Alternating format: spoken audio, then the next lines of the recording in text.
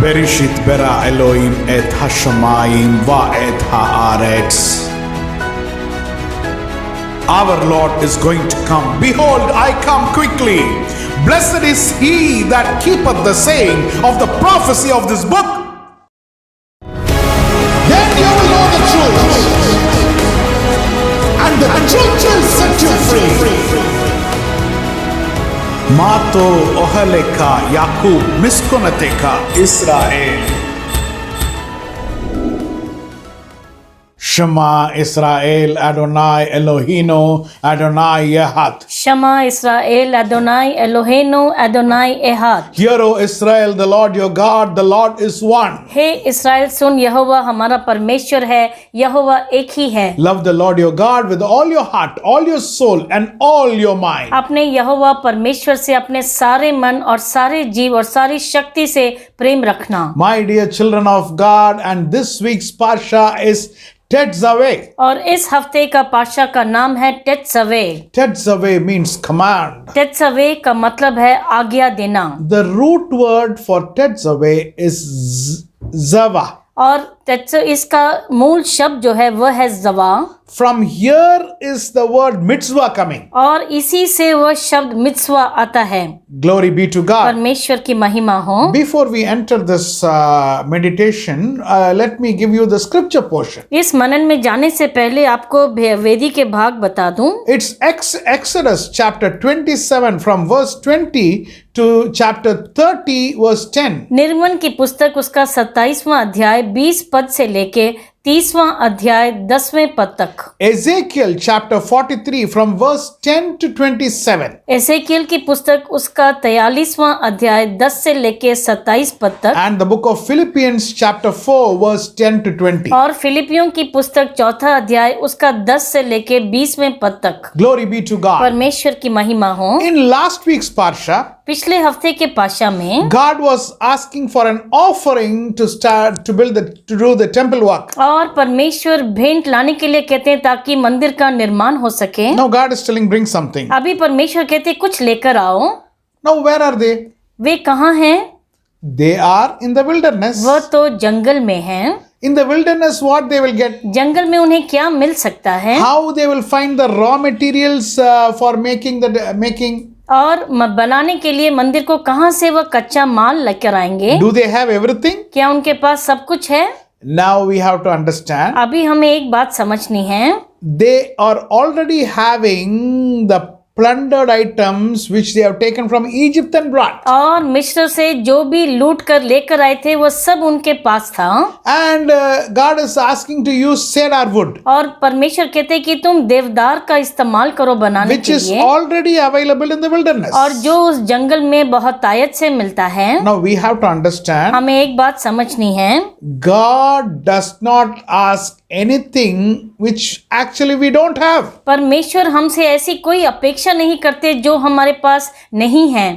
What is impossible to do, He doesn't expect you to do. और जो नामुमकिन है करना वह आशा भी नहीं करते परमेश्वर हमसे। Whatever He is asking, we will already be having it with us. जो भी वह मांगते हैं हमारे पास पहले से रहता है। वो Only thing is, सिर्फ एक बात है, we have to find it. हमें उसे खोजना है। Glory be to God. परमेश्वर की महिमा हो। In this week's meditation, we are going to discuss about two important things. इस हफ्ते के मनन में दो मुख्य बातों पर हम मनन करेंगे।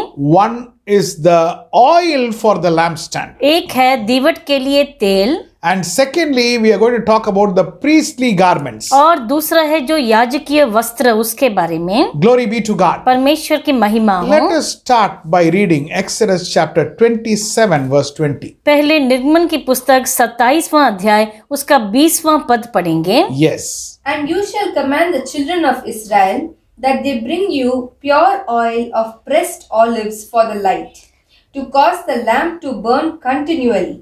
फिर तो इस्राएलियों को आज्ञा देना कि मेरे पास दीवट के लिए कूट के निकाला हुआ जलपाई का निर्मल तेल ले आना, जिससे दीपक नित्य जलता रहे। The lighting of the menorah is done by the priest. और याजक ही उस दीवट मेनोरा को जलाते हैं। Now the parsha begins with a command to bring pure oil for lighting of the menorah. और ये पार्षद जो है इस बात से शुरू होता है कि उन्हें आदेश देते हैं कि तुम उस दीवट को जलाने के लिए निर्मल तेल लेकर आओ। Now Aaron's 4 sons are the people who have to keep the light continuously burning. और हारून के 4 पुत्र जो हैं उनका काम यही है कि वह देखे कि वह दीवट निरंतर जलता रहे। Now we have to understand, हमें एक बात समझनी है, God is not asking the Israelites to bring the light. और परमेश्वर इस्राएलियों से ये नहीं कहते कि तुम उजियाला लेकर आओ, He is asking them to provide oil. वह सिर्फ तेल लाने के लिए कहते हैं। Now this refers to ordination. और ये ऐसा कि जब आप ठहराए जाते हैं, When a person is ordained, जब किसी मनुष्य को ठहराया जाता है, he is no more a normal person. वह साधारण मनुष्य नहीं रहता। The closer a person goes to God, the more responsibility the person has. और जितना कि एक मनुष्य परमेश्वर के करीब जाता है, उसका जिम्मेदारी और भी बढ़ती जाती है। Now this menorah is there in the temple in the holy place, और पवित्र स्थान में ये मेनोरा है उस मंदिर में, and that place has a window also. और उस जगह में एक खिड़की भी है। Normally when we have windows in our house, जब हमारे घरों में हम खिड़कियां रखते हैं, it is for light from outside to come inside. वह इस कारण से कि बाहर की रोशनी घर के अंदर आ सके, It is for breeze air to from outside to come inside. इसलिए कि बाहर की हवा अंदर आ सके। But the only window where it is for light to go outside from inside is the holy place in the temple. लेकिन एक ही खिड़की जिसका उद्देश्य है कि अंदर की रोशनी बाहर जाए, वह है उस पवित्र स्थान में, उस मंदिर में, वो मेनोरा का दीवट जो है। Now the people have to bring the oil. और लोगों को तेल लेकर आना है, Now the priest is putting it in the menorah और याजक उसे मेनोरा में डालते हैं, and they are lighting. और वो उसे जलाते हैं। This light goes outside. ये रोशनी बाहर जाती है। So what is the work of the people? और लोगों का काम क्या है? They have to bring the oil. उन्हें तेल लेकर आना है। How the oil of the lamps in the tent of meeting should be? और वह तेल जो वहां पर लगाया जाता है वह कैसा होना चाहिए? 3 things we have to remember. 3 बातें याद रखनी है। Number 1, पहला, it has to be a very clear oil. पहले कि उसे बिल्कुल निर्मल तेल होना चाहिए। Number 2, दूसरा, it has to be of the highest quality, बहुत pure. ही शुद्ध होना चाहिए उसे।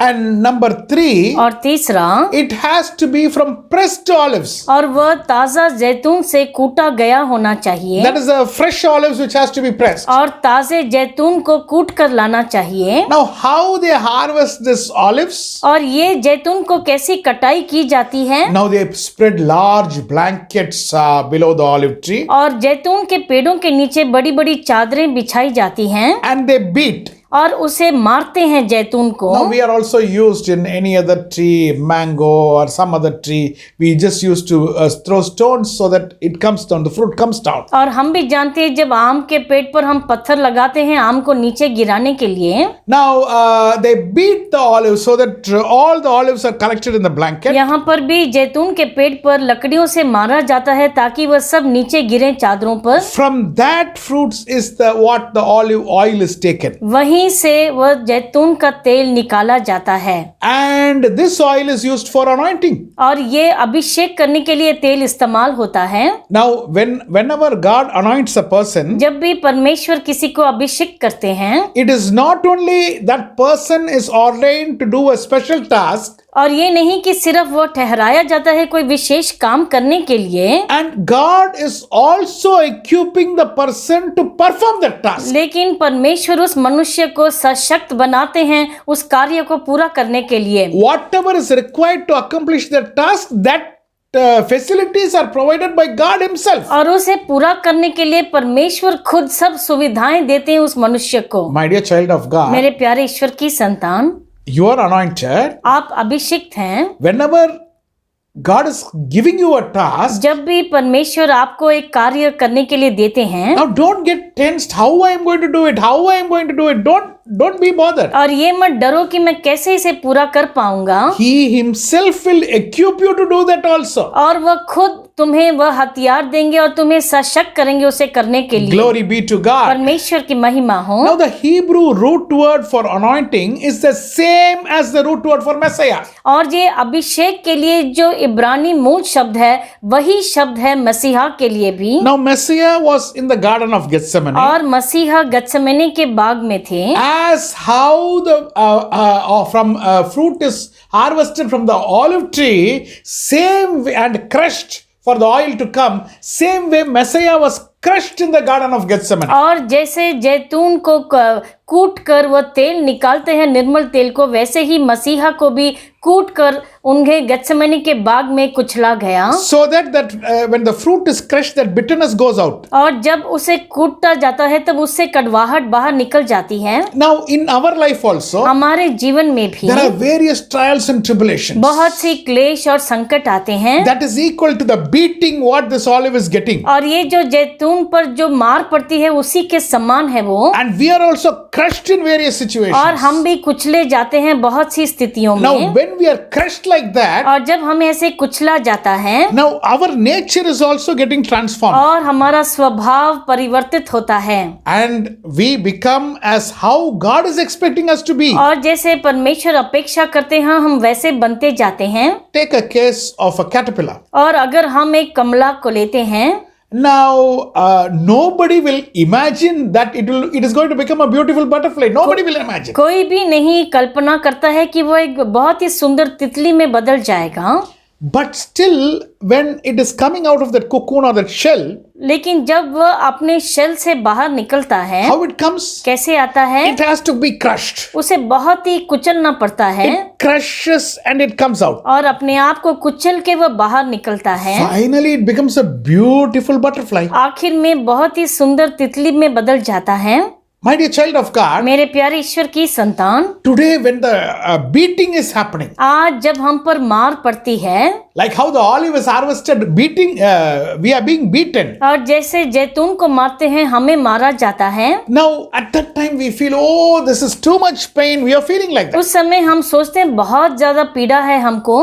But actually after that, लेकिन उसके बाद we are going to become a very, very better person. हम बहुत ही एक बेहतर मनुष्य बनने वाले हैं। As Peter says, जैसे पतरस कहते that हैं, on that last day, उस आखिरी दिन में we are going to become like him. हम उनके समान बनेंगे। Now the question is, अभी सवाल ये है, are we allowing us to be beaten क्या हम अनुमति देते हैं कि हम मारे जाएं so that oil is getting ready? ताकि वो तेल तैयार हो रहा है। Now the 10 virgins, और वो 10 कन्याएं, now 5 virgins was okay. 5 तो ठीक थी, But why the other 5 was left out? लेकिन वो बाकी 5 क्यों छोड़ दी गई? They did not have that extra oil. क्योंकि उनके पास वह अतिरिक्त तेल नहीं था। They did not allow them to be squeezed. और अपने आप को निचोड़ने नहीं दिया। They did not allow them for God to do His work in their lives. उन्होंने अनुमति नहीं दी कि परमेश्वर उनके जीवन में अपना कार्य पूरा करें। So firstly we have to understand. पहले हमें समझना है, Are we allowing the oil to be prepared in our life? क्या अपने जीवन में तेल को तैयार होने देते हैं? God did not ask, bring light. परमेश्वर ने नहीं कहा कि ज्योति लेकर आओ, But God told, bring oil. लेकिन कहा कि तुम तेल लेकर आओ। My dear child of God, मेरे प्यारे ईश्वर की संतान, let us take a decision. हम आज एक निर्णय लेंगे। Even if I am beaten, it's okay. और मुझे अगर मार भी पड़े तो ठीक है, That will prepare the oil in me. वह मेरे अंदर तेल तैयार करेगा। Glory be to God. परमेश्वर की महिमा हो। Let us come to the second point. दूसरे पॉइंट पर आएंगे। Turn your Bible to the book of Exodus chapter 28 verse 2. निर्गमन की पुस्तक 28वां अध्याय उसका दूसरा पद पढ़ेंगे। And you shall make holy garments for Aaron your brother, for glory and for beauty. और तू अपने भाई हारून के लिए वैभव और शोभा के निमित्त पवित्र वस्त्र बनवाना। Now the sacred garments or holy garments, और ये पवित्र जो वस्त्र हैं, that is giving dignity and beauty and honor. और वह वैभव और शोभा और आदर लाता है। A priest requires to wear this garment. और एक याजक का जरूरी है कि ये वस्त्र पहने। Now, how to make these garments? कैसे इन वस्त्रों को बनाना है? So many items. बहुत सी वस्तुएं हैं। I will once read out all the items which is required for the high priest. और जो महायाजक के लिए जरूरी उसे मैं अभी एक बार पढ़ूंगा। Number 1, पहला, breastplate. सीना बंद। Number 2, दूसरा, ephod. एफॉड। Number 3, तीसरा, robe. जामा। Number 4, चौथा, tunic. अंगरखा। Number 5, 5, sash. कमरबंद। Number 6, 6, pants. जांगिया। Number 7, 7, head plate. टीका। And number 8, और 8वां turban. वह है टोप।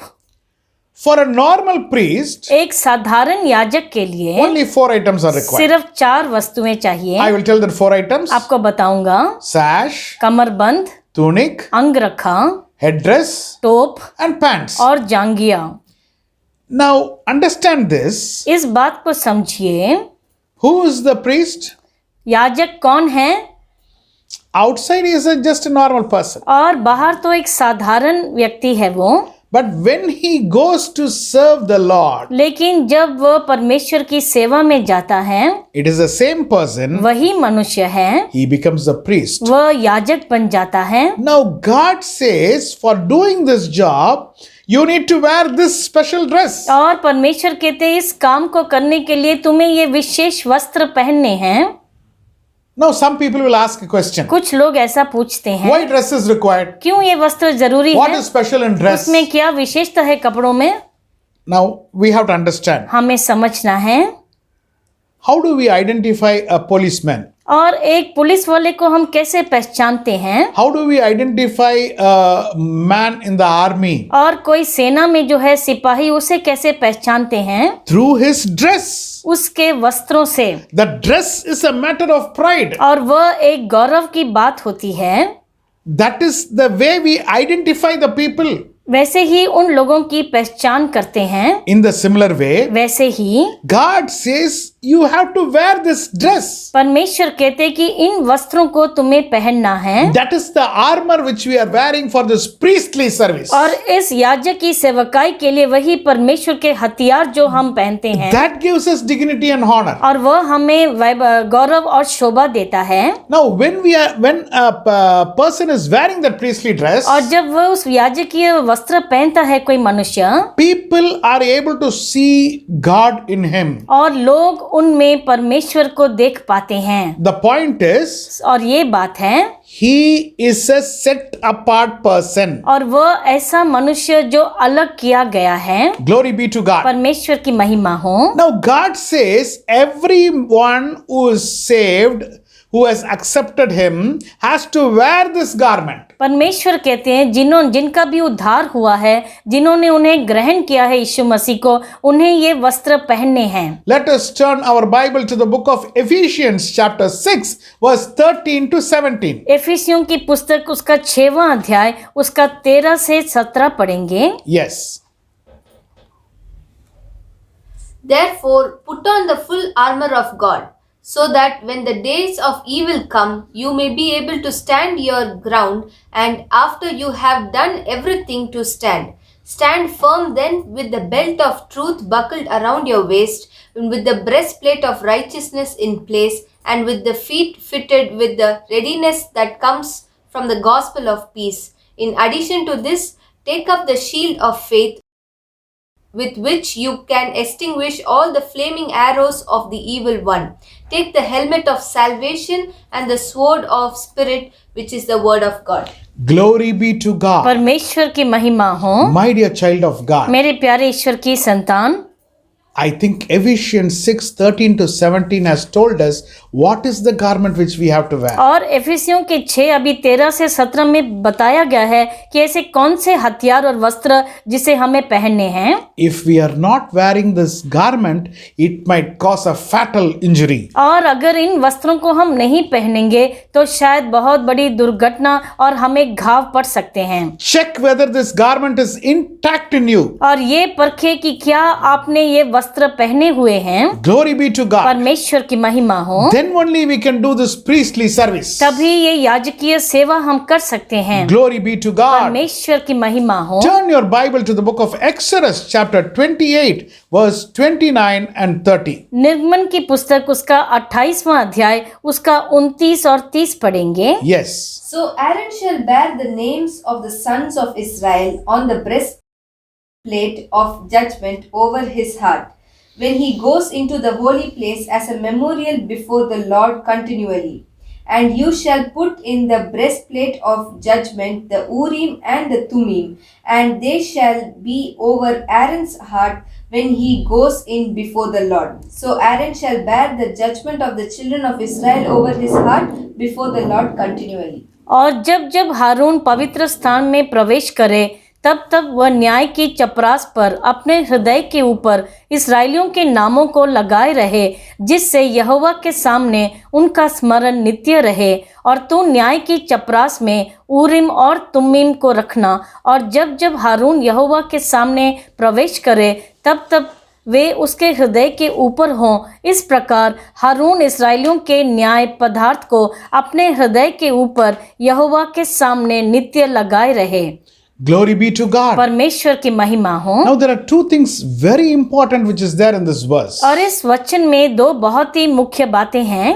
Whenever Aaron enters the holy place, जब भी हारून उस पवित्र स्थान में प्रवेश करे, he will bear the names of the sons of Israel on his heart. और वह अपने हृदय पे अपने चपरास पर इस्राएलियों के नाम को लगाए रहे। Now Aaron is going. हारून जाते हैं।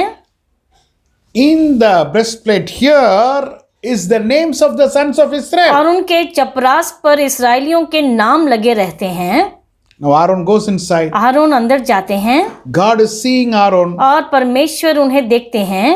Here it is given Reuben, Simeon, Levi, Judah, Dan, Asher, Naphtali. All names are given here. और वहां पर सामने क्या देखते हैं? रूबन, सिमियोन, डैम, नफ्ताली और लेवी, सबके नाम वहां पर दिखाई पड़ते हैं ईश्वर को। Now God is seeing परमेश्वर देखते हैं, the tribes of Israel. और इस्राएल के गोत्रों को देखते हैं वो। Then it remembers the need and God is able to fulfill the needs of each person. और परमेश्वर सबकी जरूरतों को याद करते हैं और सबको पूरा करते हैं। My dear child of God, मेरे प्यारे ईश्वर की संतान, you are a priest. आप एक याजक हैं। Whenever you go to the presence of God, जब भी आप परमेश्वर के समूह में जाओ, God is remembering the people who are under you. परमेश्वर उन लोगों को स्मरण करते हैं जो भी तुम्हारे नीचे हैं। Maybe you are a pastor. शायद आप एक पादरी हैं, You have a congregation. आपके कलीसिया के सदस्य हैं,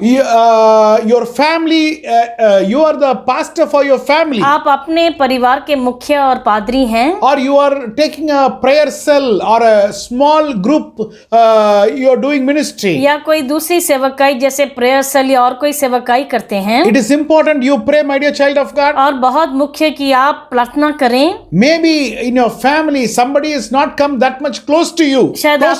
Close to God. शायद आपके परिवार में कोई परमेश्वर के उतना करीब नहीं आया है, But you have to pray. लेकिन आपको प्रार्थना करनी है। When you go and pray, जब आप जाकर प्रार्थना करते हैं, God is remembering the names of all the people in your family or in your church. परमेश्वर आपके परिवार के या आपके कलीसिया के सब लोगों को स्मरण करते हैं।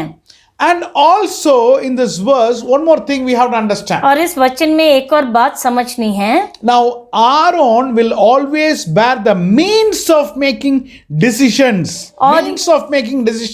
और जब भी हारून जाते हैं अंदर, वह न्याय के पदार्थ को अपने हृदय के ऊपर रखकर जाते हैं। That is the last statement we are seeing in verse 30. और 30 में वो जो आखिरी भाग उसमें लिखा है, What is the means of making decision? और वह कैसे वह न्याय करने के लिए पदार्थ लेकर जाते हैं। He is also taking the Urim and Thummim. और वह हुरिम और तुम्मिम को लेकर जाते हैं। What is Urim and what is Thummim? उरिम और तुम्मिम क्या है? It is two stones. और वो दो पत्थर हैं। Urim is in white color. उरिम जो सफेद रंग में होता है, Thummim is in dark color. और तुम्मिम जो डार्क कलर का होता है। How the judgment is given? और न्याय कैसे किया जाता है? If it is given from the white stone, अगर सफेद पत्थर से दिया जाए, that means the person on whom the accusation is there is delivered, he is saved. और जिसका मतलब जिस मनुष्य पर अभी वो न्याय कर रहे हैं और जिस पर दोष लगाया गया है, अगर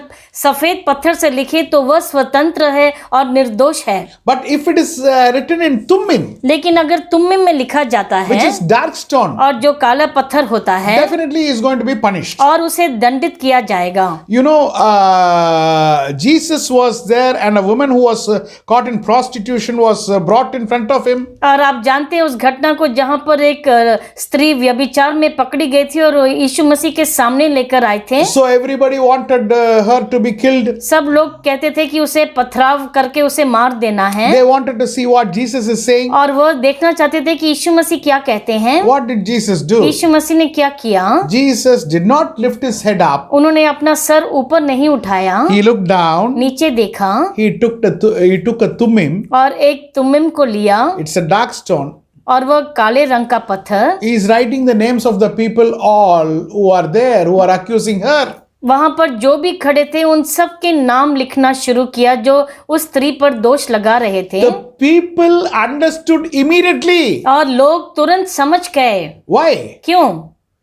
It is thummim. वह तुम्मिम था The judgment is in thummim, और वह न्याय जो तुम्मिम में लिखा गया, which means you are guilty of an offense जिसका and you are blaming this girl. और जिसका मतलब तुम खुद तो दोषी हो किसी पाप के, लेकिन इस स्त्री पर दोष लगा रहे हो। Whoever has not committed any sin, now you accuse the और girl. जिसने भी कोई गलत काम नहीं किया, तुम ही इसको योग्य हो कि तुम इस पर कुछ लांछन When लगाओ। Jesus lifted his face up, जब यीशु मसीह ने अपना सर को ऊपर उठाया, nobody was there. कोई वहां पर नहीं रहा, Everybody ran out. सब लोग चले गए।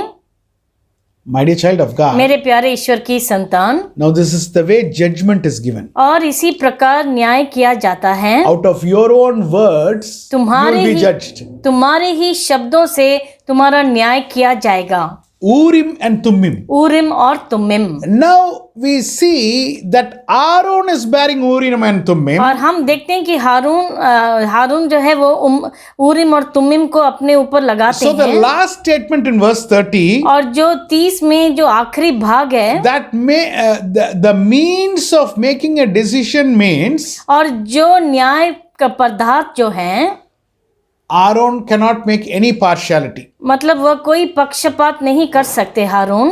among the tribes of Israel. और उन इस्राएल के गोत्रों में Judgment is as per Urim Thummim. और ऊरिम और तुम्मिम के मुताबिक ही न्याय होगा। Glory be to God. परमेश्वर की महिमा हो। Now let us turn our Bible to the book of Exodus chapter 29 verse 42 to 45. निर्गमन की पुस्तक उसका 29वां अध्याय उसका 42 से 45 पढ़ेंगे। Yes.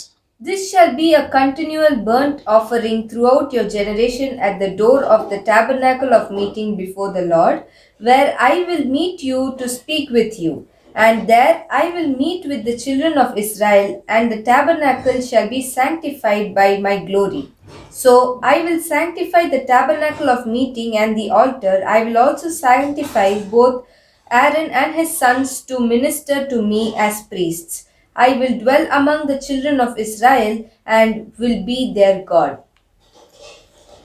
Now here God says, यहाँ पर परमेश्वर कहते हैं, now how the offering has to be come and given to him, burnt offering. और वो जो होम बलि है आके कैसे उन्हें दी जानी चाहिए। At that time God is mentioning, उस समय परमेश्वर ये कहते हैं, it is in verse 42 I think, in the last place of 42. 42 के आखिरी भाग में है वो, There I will meet you and speak to you. क्योंकि वह स्थान जिसमें मैं तुम लोगों से मिला करूंगा, There I will meet you and speak to you. तुम लोगों से मैं ये वहां पर मिला करूंगा और तुमसे बातें करूंगा। My dear child of मेरे God, प्यारे ईश्वर की संतान, many people have a question. बहुत से लोगों के मन में सवाल है, Will God speak to me? क्या परमेश्वर मुझसे बात करेंगे? He will speak to you. वह जरूर बात करेंगे। prayer has two parts. और प्रार्थना के दो भाग होते हैं। We speak to God हम परमेश्वर से बात करते हैं and God speaking to us. और परमेश्वर का हमसे बात करना। But unfortunately, many people doesn't experience the second part of it लेकिन दुखदाई बात यह है कि दूसरा भाग कई लोग अनुभव नहीं करते because they speak and they close the prayer. क्योंकि वे बात करके वह प्रार्थना को बंद कर देते हैं। This can happen only when prayer is an offering. और ये तभी हो सकता है जब प्रार्थना एक भेंट के समान हो। When prayer is like a provision list, we cannot do anything. और जब कोई भोजन वस्तु की सूची बन जाए तब नहीं हो सकता। I want this, I want this, I want this. If you say like that and finish the prayer, then we cannot experience. अगर आप कहें मुझे ये चाहिए, मुझे वो चाहिए और हम बंद कर दें तो ऐसा नहीं हो सकता। Prayer has many steps.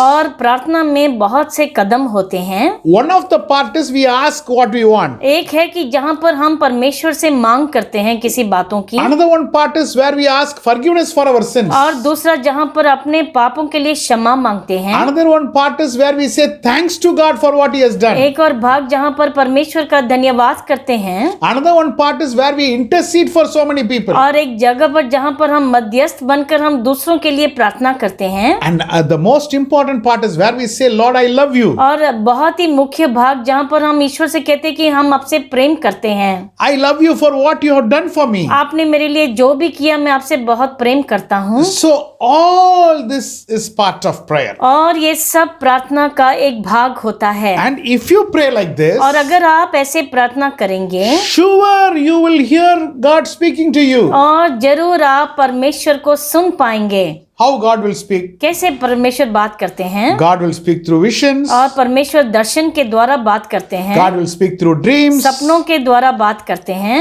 Now, through the word of God which is delivered in the church, God will speak to you. कलीसिया में जो प्रचार होता है उसके द्वारा बात करते हैं। You are doing your daily meditation. From that, God will speak to you. तुम्हारे रोज के मनन से परमेश्वर बात करेंगे। He can speak to you through a gentle whisper. एक कोमल फुसफुसाहट के द्वारा भी बात कर सकते हैं। Or through somebody else, any other person also He will speak to you. या किसी और मनुष्य के द्वारा भी आपसे बात कर सकते He हैं। will speak to you through any mode. We cannot say that. और किसी भी तरीके से परमेश्वर आपसे बात कर सकते हैं। When in the Old Testament we see God has spoken through a donkey also. और पुराने नियम में हम देखते हैं कि एक गधे के मुंह से भी परमेश्वर ने बात की। My dear child of God. मेरे प्यारे ईश्वर की संतान, Sure, God will speak to you. जरूर परमेश्वर आपसे बात करेंगे। But what you and me have to do, लेकिन आपको और हमें क्या करना है? our prayer has to be an offering. हमारी प्रार्थना को एक भेंट के समान होना चाहिए। Glory be to God. परमेश्वर की महिमा हो। God commands to bring and asks you to bring oil. परमेश्वर आपको आदेश देते, आज्ञा देते कि तुम तेल लेकर आओ। We have to allow ourselves to be crushed to become oil. अपने आप को हमें कुचलने के लिए तैयार रहना है कि तेल निकल सके। We have to wear the royal garments. उन याजकीय वस्त्रों को हमें पहनना है।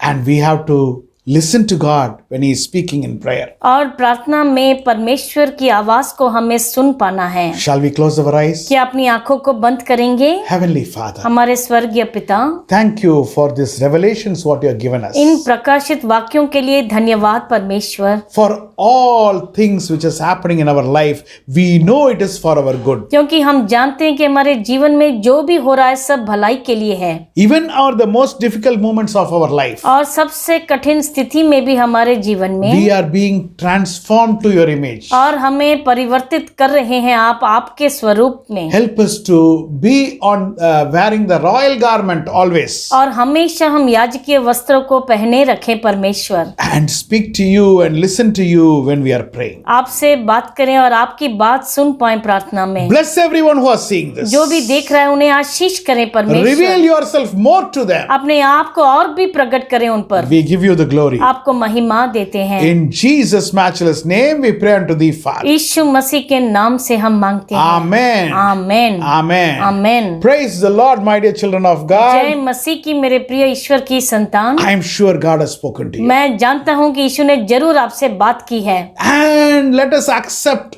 everything, every route in which God is leading us. और जिस प्रकार से परमेश्वर अगुवाई करें हम ग्रहण करें उसे, That is transforming us to His image. और अपने स्वरूप में हमें परिवर्तित कर रहे हैं। God bless you. परमेश्वर आपको आशीष करें। God bless you. परमेश्वर आपको आशीष करें।